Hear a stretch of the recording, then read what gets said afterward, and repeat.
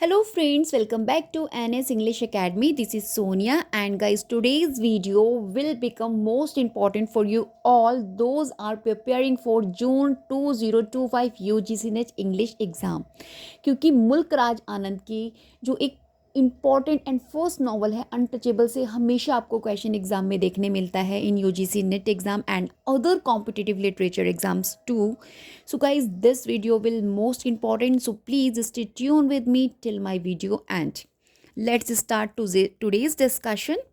मुल्क राज आनंद जिनका timing period है 1905 टू 2004. रिमेंबर, क्योंकि टाइमिंग पीरियड से पर्टिकुलर मुल्क राज आनंद को इन क्रोनोलॉजी में आपको सेटिंग्स के लिए क्वेश्चंस फ्रेम हो जाता है, right. Mulk Raj Anand basically hails from Punjab, Punjab के निवासी हैं. Mulk Raj Anand is one of the pioneer of modern Indian English fiction.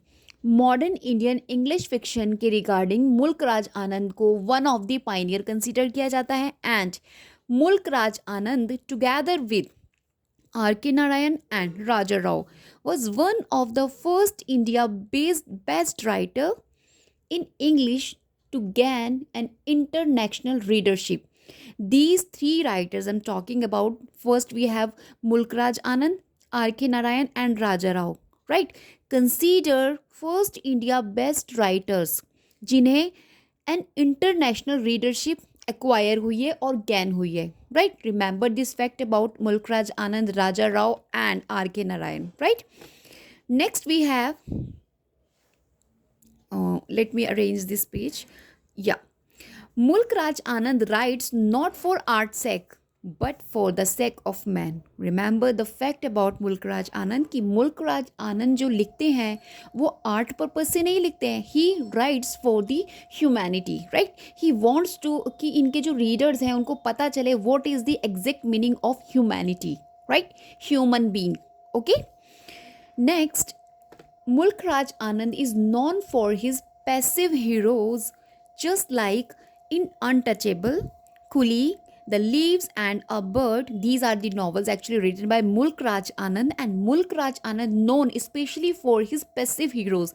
Passive heroes से आपका यहाँ पे मतलब है कि इनके जो हीरोज़, ये जो मुल्क राज आनंद के जो प्रोटैगनिस्ट होते हैं इन दीज नॉवेल्स जो इन्होंने लिखी हैं, इन्होंने अपने प्रोटैगनिस्ट को एज ए पैसिव हीरो दिखाया है जिन्होंने अगर उनके साथ किसी ने रॉन्ग बिहेव किया है या फिर इल ट्रीटमेंट किया है या फिर उनको एक्सप्लॉइट किया है, देन दे मतलब जल्दी से इन्होंने उसको मतलब कि आंसर नहीं किया है. उन्होंने पेशेंसली उन सभी एक्सप्लॉइटेशन को एंड आप बोल सकते हैं सफरिंग्स को फेस किया है, एंड देन उन्होंने ग्रेजुअली उसको एक पीस ऑफ माइंड के साथ आंसर करने की या उस सिचुएशन से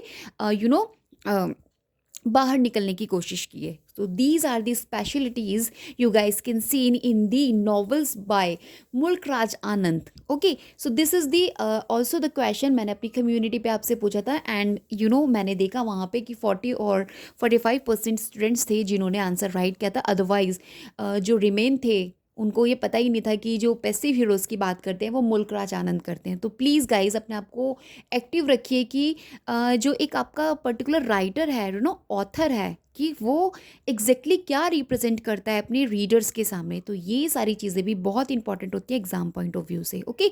जैसे कि मुल्क राज आनंद अपने पैसिव हीरोज़ क्वालिटी से जाने जाते हैं, and he creates protagonist who passively undergo all kinds of suffering and exploitation. जितना भी उनके साथ सफरिंग्स हो रही है, एक्सप्लॉयटेशंस हो रही है, वो क्या करते हैं, वो बहुत ही पैसिवली अंडरगो कर रहे हैं उन सभी चीज़ों को, राइट.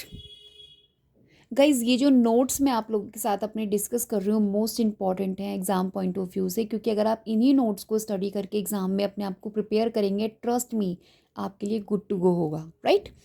नेक्स्ट क्या कहते हैं आपकी मुल्क राज आनंद.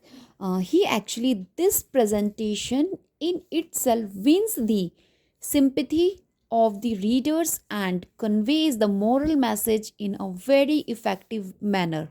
क्यों उनके हीरोज़ जो हैं आपके, ये जो प्रोटैगनिस्ट होते हैं, काफ़ी पैसिवली अपने जितना भी सफरिंग्स एंड एक्सप्लॉयटेशन होता है उसको पैसिवली अंडरगो करते हैं, क्यों करते हैं? रीज़न बताया यहाँ पे। This presentation in itself wins the sympathy. इससे क्या होता है, ये जो प्रोटैगनिस्ट होते हैं कहीं ना कहीं इनको सिंपैथी मिल जाती है ऑफ द रीडर्स की, and conveys the moral message. And कहीं ना कहीं ये एक मोरल मैसेज देना चाहते हैं कि अगर आपको कोई स्लैप करता है, कि अगर आपने उसको वापस से 2 स्लैप कर दिए, this is not the quite way, right, to manage that particular situation. अगर आप रियली चाहते हैं कि सिचुएशन को मैनेज करना, then passively and patiently you have to wait for a right time, then you guys will have to start your deed. Okay, this is the message given by Mulk Raj Anand through his novel Untouchable and Others. Okay, and moral message in a very effective manner. Okay, देखिए आप अगर किसी को बताने की कोशिश कर रहे हैं कि नो दिस इज़ रॉन्ग, आपने जो किया है वो गलत है, ट्रस्ट मी उसको कहीं बिल्कुल 0% समझ नहीं आएगा। उस इंसान ने जो किया है उसको उसके ऊपर छोड़ दीजिए and leave him on the time, right. Let's see, जब टाइम आता है एंड कहीं ना कहीं सिचुएशन ऐसी टर्न हो जाती है, तो उस इंसान को अच्छे से समझा देती है। आपकी समझ से नहीं समझेगा वो, लेकिन उसे समय जब समझाएगा ही understand well. This is the message exactly wanted Mulk Raj Anand to give his readers, right. Let's discuss ahead. Okay, Untouchable, guys. This is the first novel written by Mulk Raj Anand, published in the year 1935.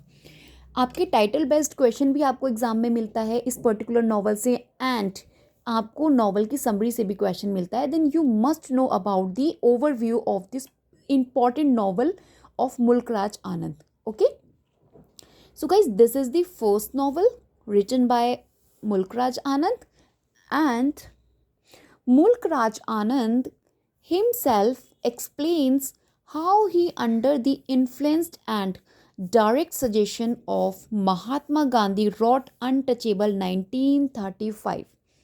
इन्होंने in fact अपने आप ये भी explain किया है कि how he influenced, और किस तरीके से जो डायरेक्ट सजेशन इनको महात्मा गांधी जी ने दिया था कि एक अनटचेबिलिटी के ऊपर इस पर्टिकुलर टॉपिक को बेस बनाकर एक राइटिंग को क्रिएट करने का। तो this is the presentation of after the suggestions of Mahatma Gandhi. Remember the fact I am just mentioning here, most important exam point of view से, right. And the novel established Anand as one of the India's leading English authors. ये एक ऐसी novel है, इनकी first untouchable novel published in the year 1935, जिन्होंने आनंद को, मुल्क राज आनंद को इंडियाज लीडिंग इंग्लिश ऑथर्स में आप बोल सकते हैं इंक्लूड करवा दिया था, right. So guys, the book untouchable was inspired by his, यानी कि मुल्क राज आनंद। देखिए मुल्क राज आनंद इस बुक को लिखने के लिए, यानी कि इस पर्टिकुलर नॉवल को उन्होंने क्यों लिखा था, एक तो suggestion of Mahatma Gandhi, and वो इंस्पायर्ड हो गए थे अपनी आंट से। इनकी आंट जो थी, उनके एक्सपीरियंस उनको हुआ था एक बारी, व्हेन शी हैड अ मील, जब उनको मील शी हैड अ मील, उनको मील मिला था विद अ मुस्लिम पर्सन, एक मुस्लिम पर्सन से, एंड वो treated as an outcast by his family. और किस तरीके से उनको ऐसे ट्रीट किया गया था जैसे कि मानो वो एक आउटकास्ट आउटकास्ट हैं उनकी फैमिली में। So this is the experience by which Mulk Raj Anand inspired to write this important novel Untouchable, right? Next we have the plot. If I talk about the plot of this book, यानी कि Untouchable का 1935 की, revolves around the argument for eradicating the caste system. This is the guys novel in which caste system आपको बहुत ही एक real situation में आपको दिखाने की कोशिश की गई है इस नॉवल के अंदर, एंड मोस्ट इंपॉर्टेंट नॉवल है। अगर आप इस नॉवल को स्टडी करते हैं, इसका ओरिजिनल टेक्स्ट पढ़ते हैं, then you come to know कि how importance of caste system, right, उसकी स्टडी करना कितना ज़रूरी हो गया है लोगों के लिए, क्योंकि इस कास्ट सिस्टम की वजह से so many people, right, from the lower caste, they have to face so many problems, humiliation and kind of sufferings just because of that mentality कि वो कहीं ना कहीं उन लोगों के जैसे नहीं है जैसे कि समाज में दूसरे लोग हैं, right। So इस टॉपिक के ऊपर स्टडी करना मोस्ट इम्पॉर्टेंट एंड मैंडेटरी बन गया है लोगों के लिए, समाज के लिए, कि उनको अवेयर होना पड़ेगा। Okay, I am just talking about the period before independence. उस समय की मैं आपसे बात कर रही हूँ जिस समय, सोचो कि क्या कंडीशन रही होगी लोगों की जब ये कास्ट सिस्टम इस तरीके से स्प्रेड था पूरे ओवरऑल सोसाइटी में, जिसने सो मैनी पीपल, कितने लोगों को जो कि लोअर कास्ट से बिलोंग करते थे, या जो सिर्फ इसलिए छोटे थे क्योंकि they are just washing the toilets of और वॉशरूम्स ऑफ अदर पीपल, उनको इतना ज़्यादा मतलब कि लोअर समझा जाता था in the eyes of other people, कि वो लोग इनफैक्ट अपने आप भी ड्रीम करना छोड़ दिए थे। उनको ये पता ही नहीं था कि वी आर ह्यूमन, सब ह्यूमन की तरह उनको ट्रीट किया गया था, as they are not human like, right. जबकि ऐसा कुछ नहीं है, गॉड ने हम सबको सेम बनाया है। But trust me, just because of that caste system, how discrimination people has to face, right? Let's discuss ahead. The book depicts a day in the life of बक्का। देखिए, बक्का इज द प्रोटैगनिस्ट है, ये एक protagonist है इस novel के, बक्का जो कि प्रोटैगनिस्ट है नॉवल अनटचेबल की। And this is the story जो कि एक दिन की स्टोरी है। ये जो नॉवल है इसमें एक सुबह से लेकर शाम तक की एक पूरे दिन की स्टोरी दिखाई गई है, एंड उसमें उसकी पूरी बक्का की लाइफ रिप्रेजेंट की गई है कि किस तरीके से एक दिन जो होता है अनटचेबल, जो अनटचेबल होते हैं, किस तरीके से उनका एक जो पूरा दिन होता है कैसे गुजरता है, क्या क्या चीज़ें उनको फेस करनी पड़ती है, कितना एक्सपीरियंस उनको अपनी लाइफ में देखना होता है। अगर मैं सिर्फ एक दिन की बात करूँ तो कितना humiliation they have to face to complete that entire day, right. तो इन लोगों के लिए जो एक इनका एक दिन होता है वो मानो कितना बड़ा दिन होता है, क्योंकि इनके साथ इतनी ज़्यादा मिजरेबल एंड इतनी इविल प्रैक्टिसेस होती हैं जिससे कि इनका जो दिन होता है वो ईयर्स के बराबर लगने लगता है, right. So this is the story a day of life in the life of बक्का। बक्का की एक लाइफ का एक दिन दिखाया, रिप्रेजेंट किया गया है नॉवल अनटचेबल में। ओके, एंड बक्का क्या है? बक्का एक प्रोटैगनिस्ट है of the novel and a young sweeper. ये एक यंग स्वीपर है, he is in the novel, right. Young sweeper दिखाए गए, एज ए यंग स्वीपर दिखाए गए हैं in the novel untouchable. Guys, ये जो बक्का है, Bakha is untouchable due to his working cleaning latrines. ये क्यों है अनटचेबल आपको पता है? क्योंकि he is just washing the washrooms of other people, washroom और cleaning the latrines, that is the reason he is considered an untouchable. Okay, Bakha is slapped in public for polluting an upper caste Hindu. तो इस novel के अंदर एक ये important scene है जो दिखाया जाता है कि जो बक्का होता है इसको एक बार एक एक हाई हिंद कास्ट, जो हाई कास्ट हिंदू है उसके द्वारा इसको स्लैप कर दिया जाता है। उसके इस बक्का को इतनी तेज़ वो स्लैप करता है क्योंकि उसको ऐसा लगता है कि इसने मुझे टच कर दिया और कहीं ना कहीं इसने मुझे क्या कर दिया, पॉल्यूट कर दिया। ऐसा इन लोगों का मानना था, उस सोसाइटी का मानना था जिस सोसाइटी में ये नॉवल लिखी गई है, जिस सोसाइटी के बेस्ड पर उन लोगों का ऐसा मानना था कि अगर कोई भी अनटचेबल किसी हिंदू कास्ट को, हिंदू का हाई कास्ट के किसी भी पर्सन को टच भी कर देता है, then he will become polluted. वो पॉल्यूटेड हो जाता है एंड कहीं ना कहीं अपने आप को उसको क्लीन करना होता है, अपने आप को जाके नहलाना होता है सो दैट कि वो वापस से ठीक हो जाए। तो this is the mentality of that people, right. जिस टाइम की मैं आपको बात बता रही हूँ इस नॉवल के अंदर। एंड आप देख सकते हैं कितना मतलब एक नैरो माइंडेड पीपल थे उस समय, जो इतना सब कुछ विदाउट एनी रीज़न वो किसी इंसान को इतना ज़्यादा ह्यूमिलिएट करते थे कि पता नहीं वो लोग कैसे जीते थे। I don't know about it. Okay, तो usually guys food thrown at him by another person after he cleans her gutters. This is also the important scene, you guys, when you study this particular novel Untouchable, you will find this important scene in that novel. कि इसमें क्या होता था, जो untouchable होते थे, और basically मैं आपको बक्का के बारे में बताती हूँ। बक्का जो थे, जैसे कि मैंने अभी आपको बताया, इसको एक बार स्लैप किया था। एक बार ऐसा भी हुआ, उसी दिन की स्टोरी बता रही हूँ मैं आपको, कि जब ये उनके गटर साफ़ कर रहे हैं, जिन लोगों के गटर साफ़ कर रहे हैं, तो he demand for, not demand actually, he request for food. तो क्या करते हैं लोग, उसको काम करते करते जब वो ड्रेन साफ़ कर रहा है, ड्रेन क्लीन कर रहा है, उसी गंदी जगह पे उसको खाना फेंक कर देते हैं। And how miserable this scene, you guys can't imagine even कि जब वो उसको खाना फेंक रहे हैं तो वहीं उसका खाना गिर रहा है गंदा, और वो बच्चा उठा के उसको खाना खा रहा है, right. So how miserable condition is just because of the narrow mind of people. कि अगर अभी आप सोचते भी हो ना ऐसा कुछ खाने के लिए, देन कहीं ना कहीं इतने ज़्यादा sensitivity comes in your mind, right. लेकिन ये सारा कुछ बक्का के साथ हो रहा था, trust me. And the worst thing is that this story is real based story है. ये real story I am just telling you. अगर अभी आप सोचते भी होंगे ना ऐसा सो करने की, तो आपको ना बहुत अजीब सा फीलिंग होगा, लेकिन उस बक्का के साथ ऐसा सब कुछ रियल में हुआ है. तो दैट वॉज आवर सोसाइटी, वो हमारी सोसाइटी थी, राइट. इस नॉवल के अंदर बताया गया है. And his sister is molested by a priest. This is also important scene in the untouchable. कि इसकी सिस्टर होती है जिनका नाम सोहिनी होता है. She is very beautiful and उसको मॉलेस्ट किया जाता है प्रिस्ट के साथ. अब देखिए मॉलेस्टेशन हो रहा है, यहाँ पे टच नहीं हो रहा क्या, ये भी तो अनटचेबल है. जो सोहिनी है शी ऑल्सो अनटचेबल, लेकिन मॉलेस्ट करने के लिए इनको कोई प्रॉब्लम नहीं है, ये बिल्कुल पॉल्यूट नहीं होंगे. लेकिन अगर इनको गलती से बाय मिस्टेक अगर कोई टच कर देता है अनटचेबल, तो ये वापस से स्लैप कर देते हैं. This is the mentality guys, you guys can see in this novel. दिखाया गया है how the people were that time, right. So Bakha is blamed for an injury received by a young boy after a hockey match.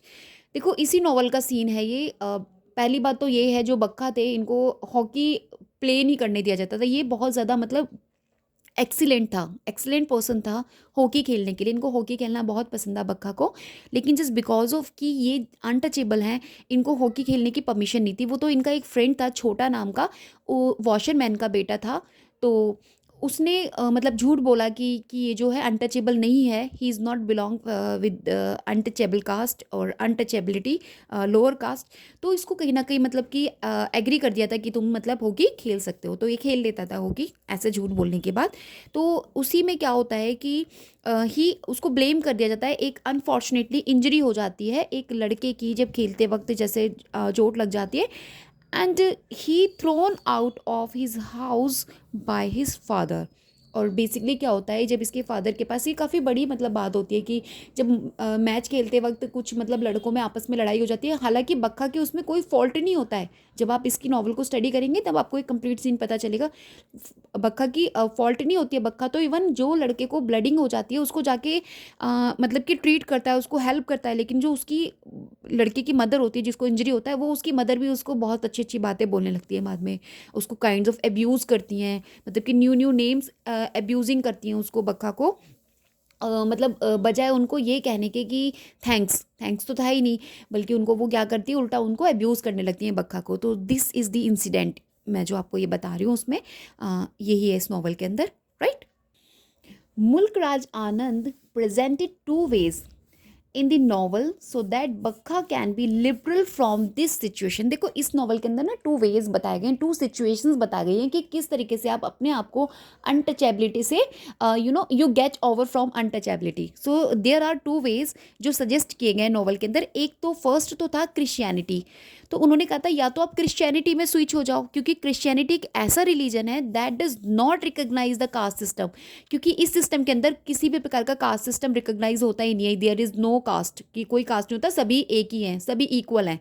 This is the आप बोल सकते हैं एक Christianity की पहचान है, राइट. आइडेंटिटी है क्रिश्चियनिटी दिस रिलीजन की. तो या तो आप अपने आप को कन्वर्ट कर लीजिए क्रिश्चियनिटी में और स्विच कर लीजिए. Otherwise next option you have the teaching of Gandhi who calls for the freeing the Harijan. देखिए हरिजन यहाँ पे अनटचेबल यानी कि जो लो कास्ट पीपल होते हैं उन्हीं के लिए हरिजन बोला है, उन्हीं को हरिजन बोला है आपका महात्मा गांधी जी ने. तो ये कहीं ना कहीं चाहते थे फ्रीइंग करना. तो या फिर आप इनके आंदोलन में गांधी जी के साथ जुड़ जाओ. तो these two ways suggested by Mulk Raj Anand in the novel untouchable, by which you guys the people those are under the untouchability live, वो किस तरीके से अपने आप को फ्री कर सकते हैं. सो दीज टू वेज, और इससे लेकर क्वेश्चन में एग्जाम भी आ जाता है कौन से टू वेज सजेस्ट किए गए थे आपके मुल्कराज आनंद के द्वारा. तो प्लीज़ रिमेंबर, और ये नोट्स बहुत इंपॉर्टेंट है. Trust me, from the various sources I collect these notes and now then I write all the notes, and उसके बाद मैं आप लोगों के साथ डिस्कस करती हूँ. तो प्लीज़ इनको अवेल कीजिएगा right? Let's discuss character of the untouchable. So as I told you, अभी आपको पता लग गया होगा कि बक्का कौन है. बक्का बेसिकली एक 18 साल का लड़का होता है जो कि अनटचेबल होता है and lives in the outcast colony. एक आउटकास्ट कॉलोनी होती है इन दी टाउन नागर. नागर टाउन की एक आउटकास्ट कॉलोनी. इनकी तो कॉलोनी भी अलग होती है जहाँ पे सारे अनटचेबल रहते हैं, ठीक है. तो वहाँ पे ये रहता है. यहाँ पे जो लखा है, लखा इनके फादर होते हैं, किनके, बक्का के, राइट. तो his father is the Jamadar, right, Jamadar of all the sweepers in the town. जितने भी टाउन के स्वीपर्स हैं उन सबके जमादार ये आपके बक्का के फादर हैं. देखिए बक्का प्रोटैगनिस्ट है तो मैं बक्का के पॉइंट ऑफ व्यू से ही आपको सारे कैरेक्टर्स बताने की कोशिश करूंगी. लखा जो है बक्का के फादर हैं एंड बक्का के 2 फ्रेंड्स हैं यहाँ पे, राइट.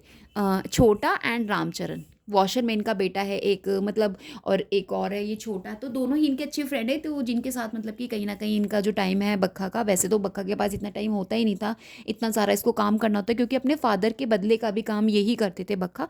बहुत ही रिस्पॉन्सिबल बॉय होता है ये अपने घर में. एंड इनका ये लड़का एक ऐसा लड़का होता है बक्का, जिसकी जो एक, अगर मैं बेसिकली बक्का के बारे में बताऊँ ना, तो मतलब बहुत इंथ्यूसियास्टिक पर्सन होता है ये. इनका बहुत मन तो होता है कि जो इंग्लिश मैन होते हैं ना उनकी तरह कपड़े पहनना, उनको कॉपी करना, in fact speak in English. These are the activities जैसा ये सोचते थे. लेकिन ये बक्का भी क्या करे कि इसकी जो एक लोअर कास्ट जो इसकी, जिससे ये बिलोंग करता था, वो कहीं ना कहीं इसको फोर्स करती थी कि ये जाके फूड बैगिंग करे, फूड के लिए भीख मांगे, खाने के लिए भी इनको भीख मांगना पड़ता था. तो ये सब रियलिटीज़ जो थी इसकी लाइफ की, तो कहीं ना कहीं ये इसके जो ड्रीम्स होते थे इन सबको हल्का कर देती थी, राइट. तो ये जितनी भी ज़रूरतें थी, नीड्स थी इनकी. लेकिन अगर अपार्ट फ्रॉम दिस अगर मैं बात करूँ तो बक्का बहुत ही है ना, एक ऐसा बंदा था जो उस समय पर कि उसकी भी बहुत सारे ड्रीम्स थे, जैसे कि एक नॉर्मली ह्यूमन के होते हैं, अच्छे कपड़े पहनना, सुंदर कपड़े पहनना एंड अच्छे से इंग्लिश में बात करना, जस्ट लाइक एन जेंटलमैन, ऐसे रहना एंड हॉकी प्ले करना. एंड एंड इनका एक, मतलब इनकी अपनी एक लव स्टोरी भी थी. इनका एक फ्रेंड था, उसकी सिस्टर से इनकी शादी नहीं हो पाती क्योंकि वो वॉशरमैन की लड़की थी. अब देखिए वॉशरमैन भी अपने आप को इतना बड़ा समझता था कि नहीं, इनके यहाँ शादी नहीं होगी क्योंकि ये बहुत ज़्यादा लोअर है. इतना ज़्यादा कास्ट सिस्टम उस समय स्प्रेड था पूरी सोसाइटी में, जिसने समाज के सभी इन लोगों को जो कि इंक्लूडेड थे अनटचेबिलिटी में, उन सबकी लाइफ को एक तरह से पूरा स्पॉइल करके रखा हुआ था. नॉट लाइफ, उनका जो एक माइंड सेट था ना उसको भी स्पॉइल करके रखा था. वो लोग सपना देखने तक से डरते थे कि उन्होंने जो सिचुएशन अपनी सोसाइटी में देखी थी, इतना ज़्यादा मतलब वो लोग डरे हुए थे अपनी उस सिचुएशन से, right. And now I am going to discuss Bakha sister. अब बक्का की सिस्टर हैं सोहिनी, जो कि बहुत ही ब्यूटीफुल होती हैं. एंड एक वेल होता है आउट ऑफ दी, जो कि इनकी बाउंड से आउट होता है फॉर दी अनटचेबल. बेसिकली क्या था, इनकी जो कॉलोनी थी तो इनकी कॉलोनी में नहीं लगता था वो जो एक वेल था, मतलब जो एक कुआं था, तो वहाँ से पानी लाना होता था. तो ये सारा काम होता था आपका सोहिनी का. तो क्योंकि ये अनटचेबल थे तो वहाँ पे हाई कास्ट के लोग आते थे, वो लोग इनको अपना पिक्चर भरने नहीं देते थे क्योंकि उनको लगता था कि अगर ये लोग उसको टच कर लेंगे तो वो कहीं ना कहीं पॉल्यूटेड हो जाएगा. तो इसलिए ये लोग एक डिस्टेंस पे खड़े हो जाते थे जाके, अनटचेबल लोग जो थे. एंड ये वेट करते थे कि कोई एक काइंड हिंदू हाई कास्ट का बंदा आ जाए, एक दयालु इंसान आ जाए, इन पे दया कर दे और अब इनका पिक्चर वो अपने उस बर्तन से पर्टिकुलर जो उन्होंने भरा था उससे वो उनका पिक्चर भर दे. तो ये लोग इसी वेट में वहाँ पे डेली जाते थे. सोहिनी भी जाती थी. एंड यहीं पे वो जो एक मैं अभी आपको इंसिडेंट्स बता रही थी, मॉलेस्ट का जो इंसिडेंट मैं आपको बता रही थी एक प्रिस्ट का, तो वो प्रिस्ट वहीं वेल पे ही इसको देखता है सोहिनी को, और कहीं ना कहीं वो इसका पिक्चर भर देता है. एंड उसके बाद वो इसको ऑफर करता है कि आप जाके हमारा जो कर्ट यार्ड है मंदिर का, टेम्पल का, वहाँ पे जाके सफाई कर दिया करो, डेली आके काम दे रहा है वो इनको. एंड उसी दौरान वो उसको मॉलेस्ट करने की कोशिश करता है. And trust me guys, this is the humanity of that people, कि अब उनको अजीब नहीं लगा कि अब उन्होंने उसको मॉलेस्ट किया, कि उसको टच किया इन अ लस्ट आई. तो उसने उसको हेल्प नहीं किया था प्रीस्ट ने, उसने तो अपनी लस्ट के कारण ही उसको हेल्प, नॉट हेल्प हम यहाँ पे कहेंगे, उन्होंने अपनी लस्ट के कारण उसको बोला कि अब उसका पिक्चर मतलब भर दिया. लेकिन सोहिनी को कहीं ना कहीं लगा he is a kind person और इन्होंने मेरा पिक्चर भरा था. तो this is the incident you guys can see in the novel untouchable. Okay guys, देखिए ये एक ओरिजिनल टेक्स्ट है मुल्कराज आनंद का, untouchable. I have read this complete novel and बहुत ही अच्छी नॉवल है. मैं फिनिश कर चुकी हूँ और मैं आशा करती हूँ, आई होप कि you guys will also read this particular novel. देखिए ऐसी नॉवेल्स जिनमें इतना अच्छा मैसेज आपको दिया जा रहा है, आपको being a literature student you must read this original novel. अगर आप इसको एक बार स्टडी करेंगे ना, कंप्लीट स्टोरी आपके माइंड में इतने अच्छे से सेट हो जाएगी कि आपको कहीं से भी एग्जाम में क्वेश्चन मिलेगा, you guys can easily answer, trust me. आपको कुछ नोट्स बनाने की ज़रूरत नहीं पड़ेगी। If once you study this particular text of Mulk Raj Anand untouchable, और बहुत ही कॉलिकल लैंग्वेज में इसमें सेंटेंसेस और स्टोरीज लिखी गई है, बहुत अच्छे से क्लियरली हमको समझ आ जाएगा। इजी इजी सेंटेंसेस बना के लिखे हुए हैं कि आपको कहीं पे भी नहीं लगेगा कि you need to check out the dictionary कि उसका मीनिंग क्या है। इतने इजी इजी वर्ड्स इसमें मेंशन किए हुए हैं एंड बहुत इजी है इसको स्टडी करना। So please I suggest you guys, please इसको स्टडी कीजिएगा। कम से कम उन नॉवेल्स को तो स्टडी कीजिए जहाँ से क्वेश्चन आपको एवरी ईयर एवरी 6 मंथ मिलता है, तो कहीं ना कहीं आपके 2 और 6 मार्क्स सिक्योर हो जाएंगे पर्टिकुलर दिस नॉवल से, right. So this is my suggestion, and whatever you like you guys can do, right? So basically guys, इतना ही। now I end my video, and in my next video मैं आप लोगों को मुल्क राज आनंद की जो और दूसरी नॉवल हैं जिनकी समरी इंपॉर्टेंट है, मैं आपको समरी लेकर आऊँगी। As well I will provide you notes in which I prepare chronology novels and trilogy, जो भी कुछ इन्होंने मुल्क राज आनंद ने लिखा है, मैं सभी चीज़ को इन क्रोनोलॉजी में आप लोगों को प्रोवाइड करूँगी in my next video. So please अगर आप वो वीडियो देख रहे हैं and you like the way I discuss, please like my video, subscribe my channel if you not yet, and share with your friends, right. Because I really want कि your support, अगर आप लोग मुझे support करेंगे then trust me, मेरा मन करेगा कि मैं आप लोगों के लिए इस तरीके से और वीडियोस बनाऊं which will help you in your upcoming UGC NET English exam. So guys now I am just preparing you guys Indian English literature, that's why मैं जितने भी इंडियन राइटर्स हैं उनको कवर कर रही हूँ। देन उसके बाद we will switch to and the units of literature, जिससे कि आपको वहाँ से भी मैं प्रिपेयर करा दूँ, but still I am just doing Indian English literature. So please make a note of it. जितना भी वीडियोज़ मेरा है आपने पहले का नहीं देखा है, उन सभी को वॉच कीजिए एंड अवेल कीजिए। आपको कंप्लीट नोट्स मिल रहे हैं with the help of this channel. You no need to paid course, आपको किसी पेड कोर्स में जाने की ज़रूरत नहीं पड़ेगी। अगर आप मेरी वीडियोस से को फॉलो करते हैं देन ट्रस्ट मी, जितना भी सिलेबस है मैं ग्रेजुअली बाय एंड लार्ज आप लोगों को कवर कराने की कोशिश करूँगी for your upcoming UGC NET English June exam, right. So please support my channel too. Till then bye bye, have a great day.